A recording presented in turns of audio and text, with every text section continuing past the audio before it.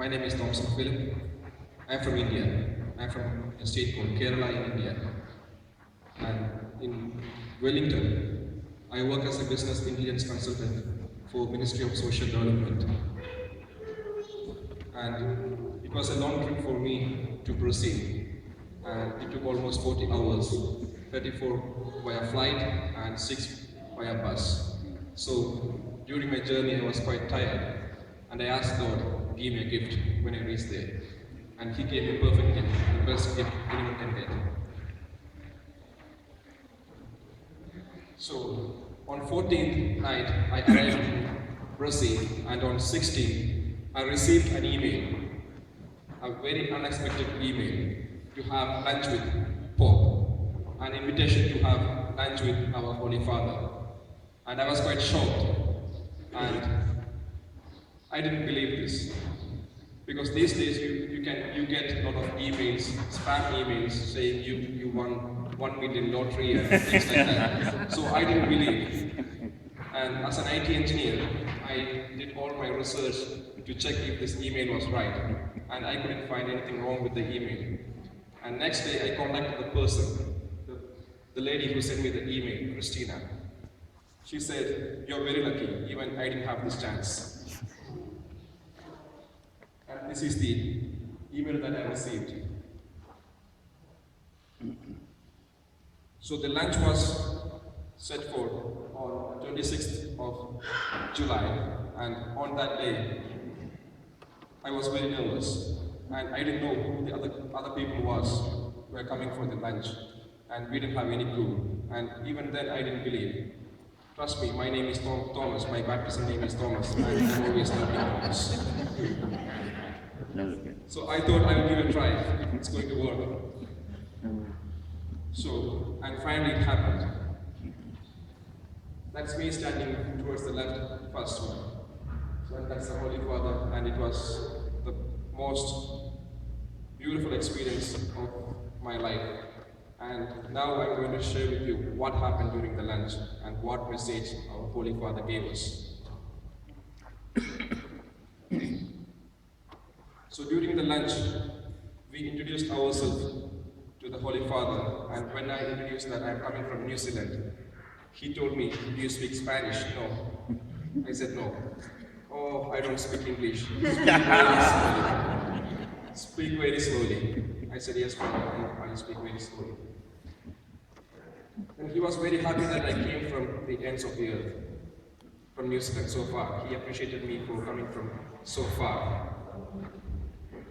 And once the introduction was over, he said the grace and invited all of us for lunch. And there were 12 from different parts of the world, from different countries. And I was the one who was representing the Australian continent.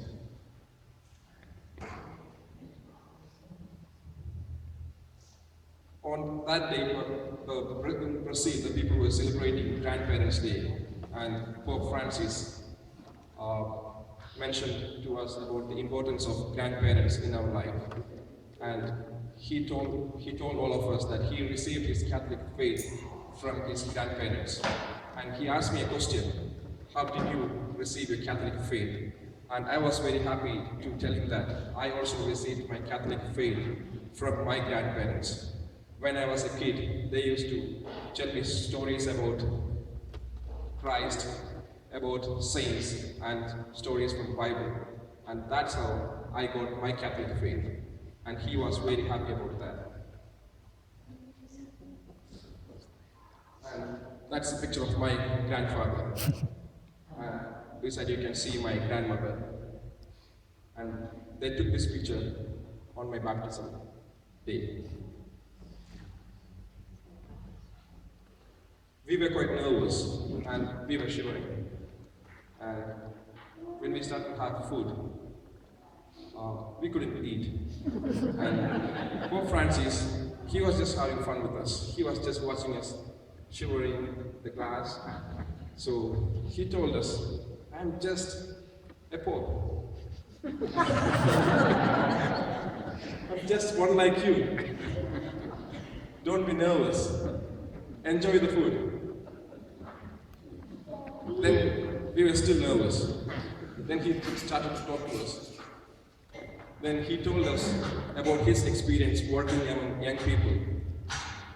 He told us he didn't belong to any big organization or any movements, but he just worked among young people within his parish and his community. And he invited us to do the same thing. He told us you don't have to try to do big things, but just do the small things with a lot of love. And he told us in a very important message to spread the hope of Christ among all the people. Because a person without hope is sick or patient.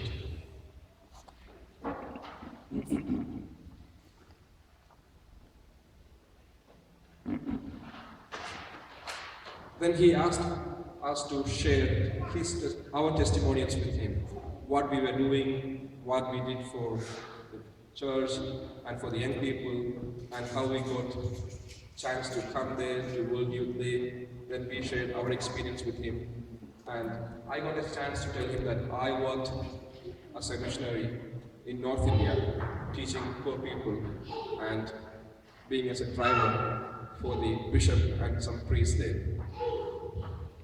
And I also told him I belong to WYD Youth Newlands, and he gave us a blessing for our youth group here. And I invite all the young people to join our youth group here.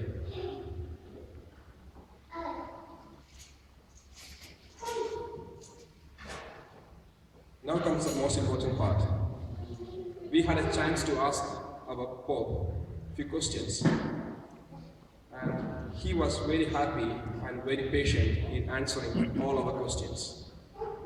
And he answered all the questions with great authority.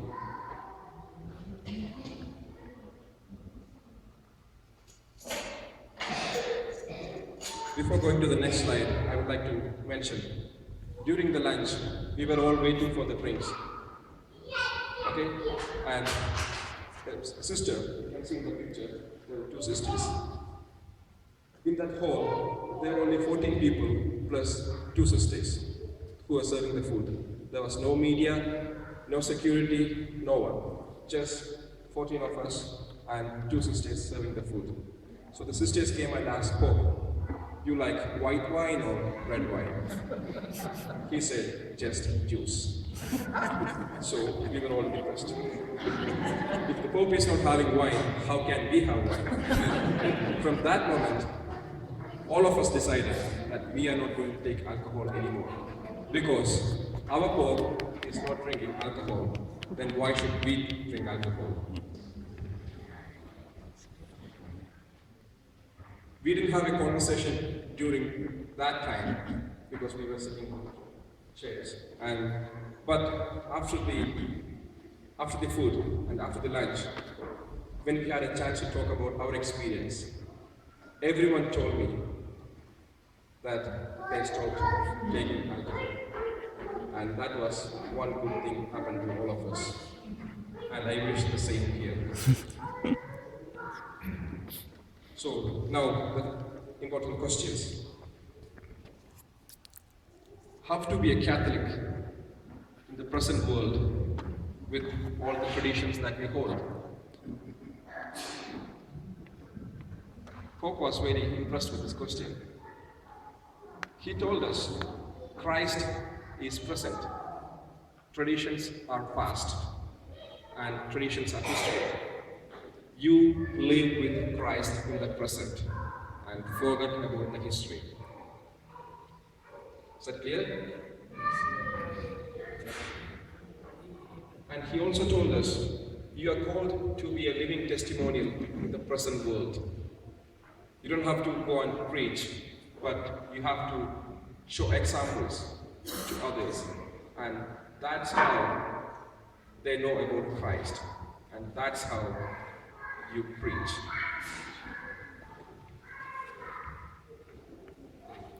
So there was a girl. She was sitting next to Pope Francis on the other side. She was from Guatemala.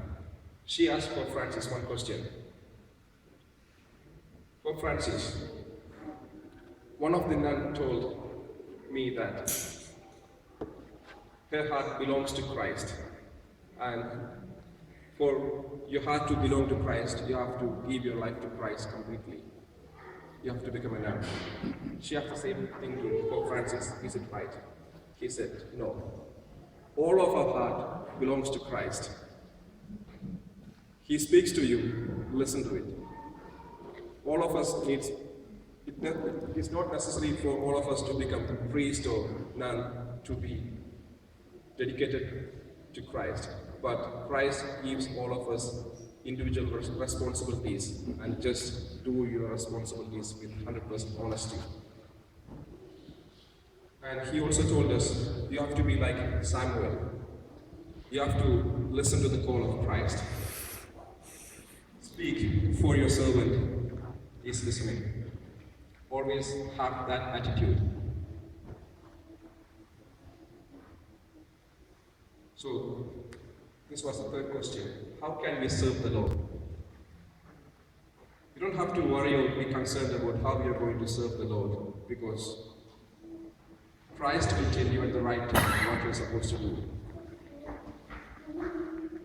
And just keep doing things that you are supposed to do, and do the small things to spread the love and hope of Christ among young people and to all people in the world. And don't be a preacher, but be a living testimony. How to work among young people? The same thing. Spread the hope of Christ among all young people.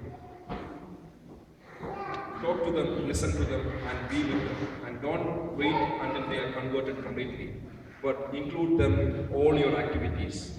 Invite them to come to church. Don't wait for them to be converted, but invite them to come to church. Invite them to come with you for some activities, and let them see your example and be converted.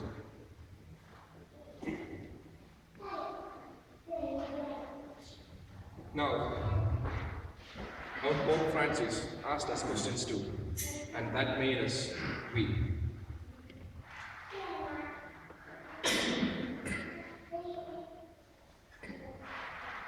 The first question Pope asked us, why are you having lunch with Pope Francis when there are millions of people starving in slums?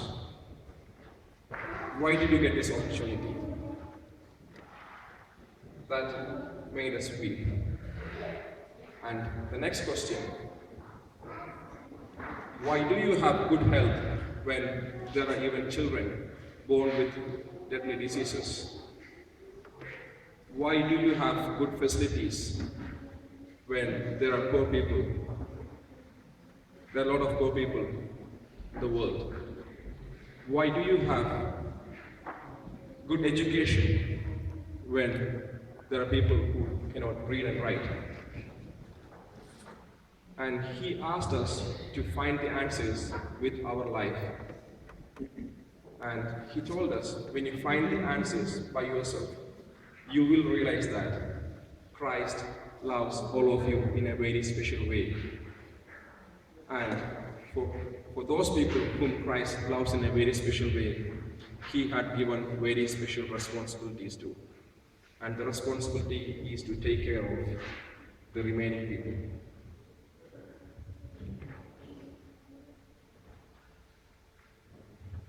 Then he gave us a few words of wisdom. He told us about humanity and economics. He told us we don't need to be economist, but be a humanist.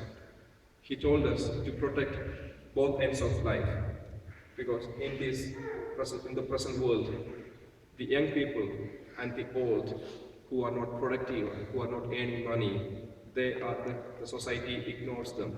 The society doesn't want them. So he told us to protect both ends of life.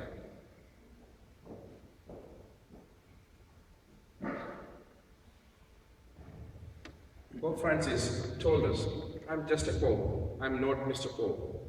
So he told us, I do have a personal counselor and a personal confessor. And he invited all of us to have the same. he told us all of you should have a personal counselor and a personal confessor. Because we are not perfect. We need guidance in our day-to-day life. And he asked us to pray to Mother Mary and also pray for the intentions of our Pope.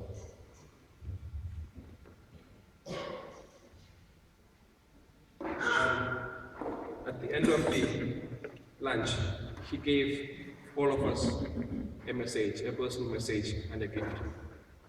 And the message he gave me was, you have big opportunity and big responsibility.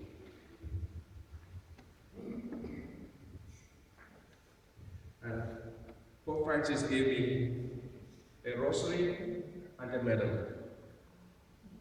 This is the rosary, and this is the medal. And this is our group picture with Pope Francis.